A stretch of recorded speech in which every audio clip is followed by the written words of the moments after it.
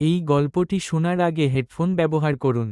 আর আমার ইউটিউব চ্যানেলে নতুন দর্শক হয়ে থাকলে চ্যানেলটি সাবস্ক্রাইবও করবে। রাত তখন প্রায় 2টা। বৃষ্টির শব্দ একটু কমেছে, কিন্তু ঘরের ভেতরটা যেন গরম হয়ে উঠছে নিঃশ্বাসে, উত্তাপে। রিমি তখন আলামিনের বুকে মাথা রেখেছিল। ভেবেছিল একটু বিশ্রাম পাবে।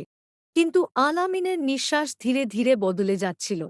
গা ছুঁয়ে যাচ্ছিল এমনভাবে যেন প্রতিটা ছোঁয়াতেই শরীর জেগে উঠছে।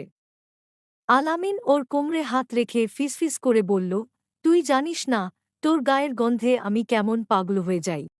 রিমি শিউরে উঠল। ওর শাড়ির আঁচল খসে পড়ছে ধীরে ধীরে। আলামিনের আঙুল যেন ঠিক বুঝে বুঝে পথ খুঁজে নিচ্ছে।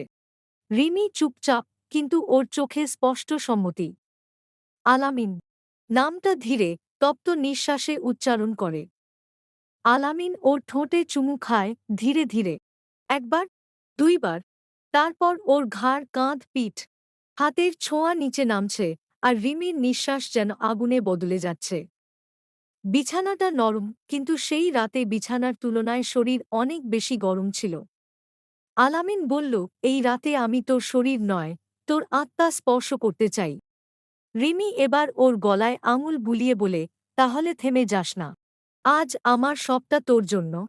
সে রাত ছিল শুধুই আলামিন আর রিমির নিঃশব্দে বলা শত কথা, অস্পষ্ট শ্বাসে ভরা গভীর এক গল্প, যেখানে শুধু শরীর না, ভালোবাসার ছোঁয়াও ছিল গায়ে গায়ে।